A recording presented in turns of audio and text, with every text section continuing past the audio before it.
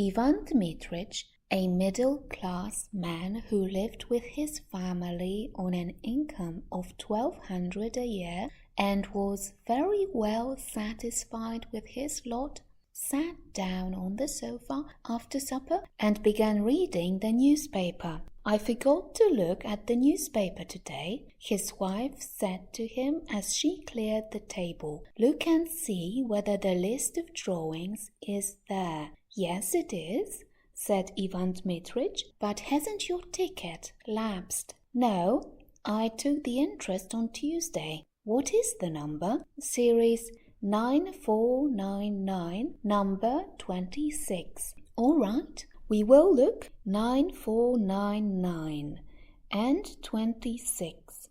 Ivan Dmitrich had no faith in lottery luck and would not, as a rule, have consented to look at the lists of winning numbers. But now, as he had nothing else to do, and as the newspaper was before his eyes, he passed his finger downwards along the column of numbers. And immediately, as though in mockery of his skepticism, no further than the second line from the top, his eye was caught by the figure 9499. Unable to believe his eyes, he hurriedly dropped the paper on his knees without looking to see the number of the ticket, and, just as though someone had given him a douche of cold water, he felt an agreeable chill in the pit of the stomach, tingling and terrible and sweet. "Masha, 9499 is there," he said in a hollow voice. His wife looked at his astonished and panic-stricken face and realized that he was not joking. 9499? she asked, turning pale and dropping the folded tablecloth on the table. Yes, it really is there. And the number of the ticket?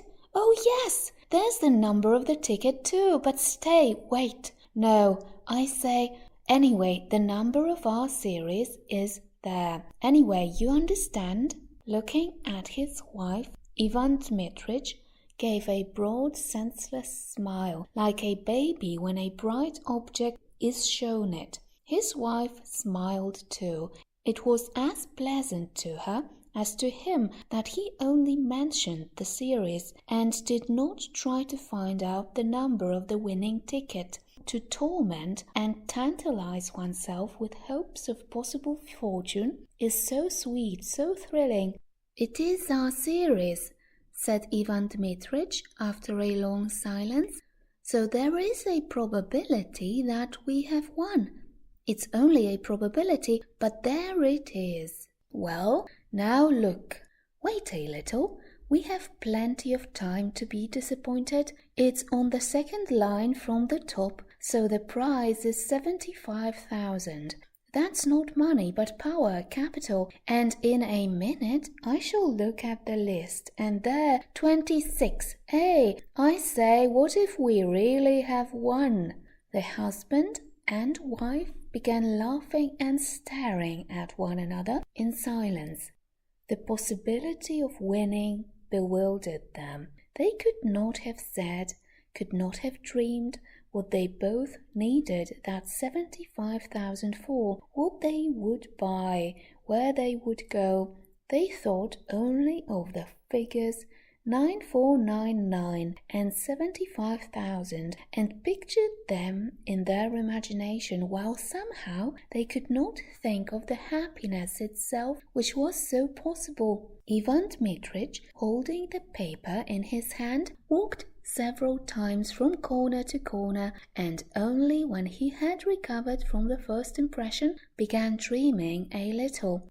"And if we have won," he said, "why, it will be a new life. It will be a transformation. The ticket is yours, but if it were mine, I should, first of all, of course, spend 25,000 on real property in the shape of an estate, 10,000 on immediate expenses, new furnishing, travelling, paying debts, and so on. The other 40,000 I would put in the bank and get interest on it. Yes, An estate, that would be nice, said his wife, sitting down and dropping her hands in her lap. Somewhere in the Chura or Orio provinces. In the first place, we shouldn't need a summer villa, and besides, it would always bring in an income. And pictures came crowding on his imagination, each more gracious and poetical than the last. And in all these pictures he saw himself well-fed, serene, healthy, felt warm, even hot.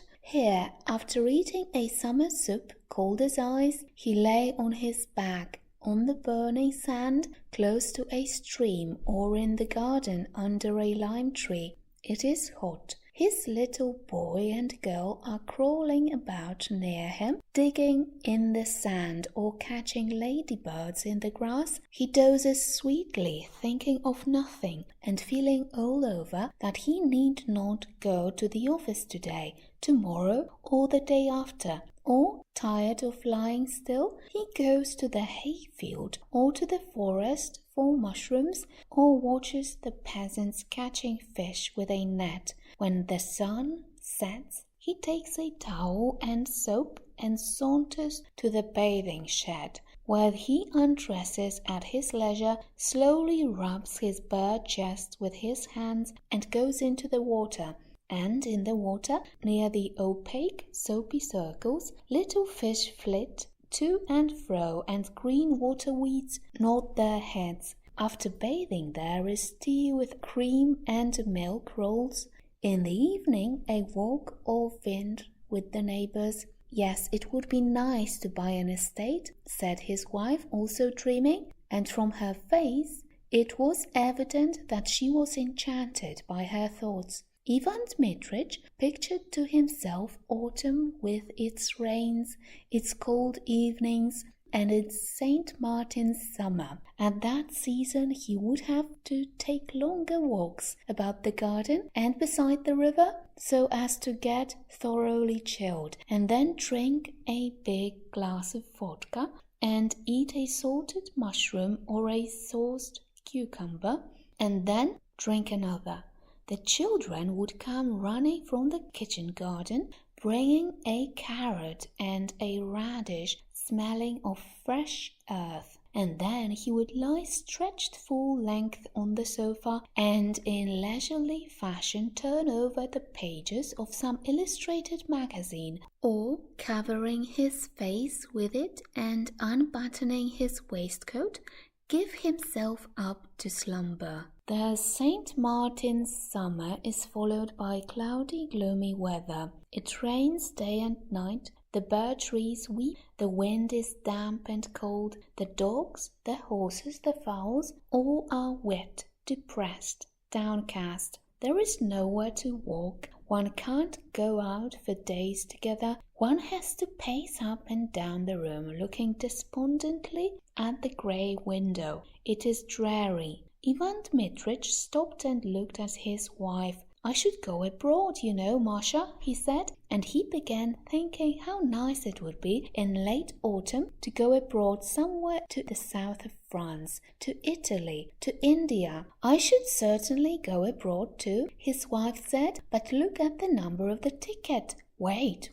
He walked about the room and went on thinking. It occurred to him, what if his wife really did go abroad? It is pleasant to travel alone or in the society of light, careless women who live in the present, and not such as think and talk all the journey about nothing but their children, sigh and tremble with dismay over every farthing. Ivan Dmitrich imagined his wife in the train with a multitude of parcels, baskets, and bags. She would be sighing over something, complaining that the train made her head ache, that she had spent so much money at the stations. He would continually be having to run for boiling water, bread and butter. She wouldn't have dinner because of its being too dear. She would begrudge me every farthing, he thought with a glance at his wife. The lottery ticket is hers, not mine. Besides, What is the use of her going abroad? What does she want there? She would shut herself up in the hotel and not let me out of her sight, I know." And for the first time in his life, his mind dwelt on the fact that his wife had grown elderly and plain, and that she was saturated through and through with the smell of cooking, while he was still young, fresh, and healthy, and might well have got married again. Of course, all that is silly nonsense, he thought, but why should she go abroad? What would she make of it?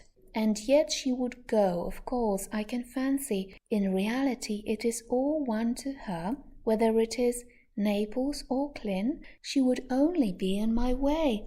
I should be dependent upon her. I can fancy how, like a regular woman, she will lock the money up as soon as she gets it. She will hide it from me. She will look after her relations and grudge me every farthing. Ivan Dmitrich thought of her relations. All those wretched brothers and sisters and aunts and uncles would come crawling about as soon as they heard of the winning ticket, would begin whining like beggars and fawning upon them with oily, hypocritical smiles.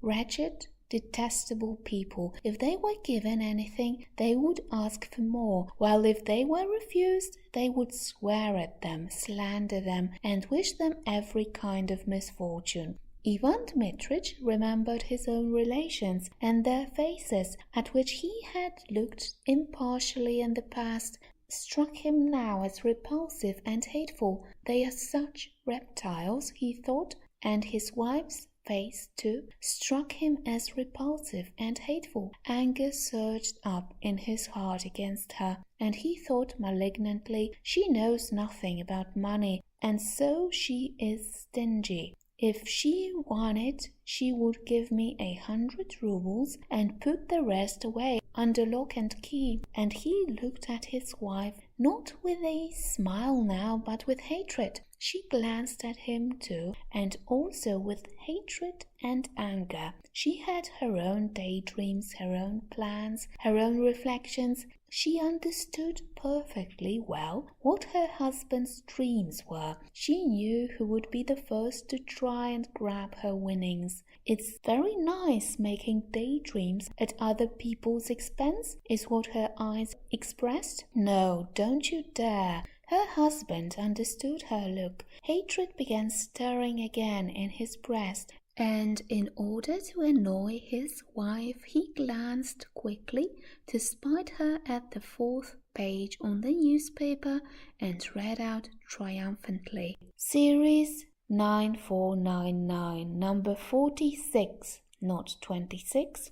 Hatred and hope both disappeared at once, and it began immediately to seem to Ivan Dmitrich and his wife that their rooms were dark and small and low-pitched, that the supper they had been eating was not doing them good, but lying heavy on their stomachs, that the evenings were long and wearisome. "What the devil's the meaning of it?" said Ivan Dmitrich, beginning to be ill-humoured. "Wherever one steps, there are bits of paper under one's feet, crumbs, husks. The rooms are never swept. One is simply forced to go out. Damnation take my soul entirely. I shall go and hang myself on the first aspen tree."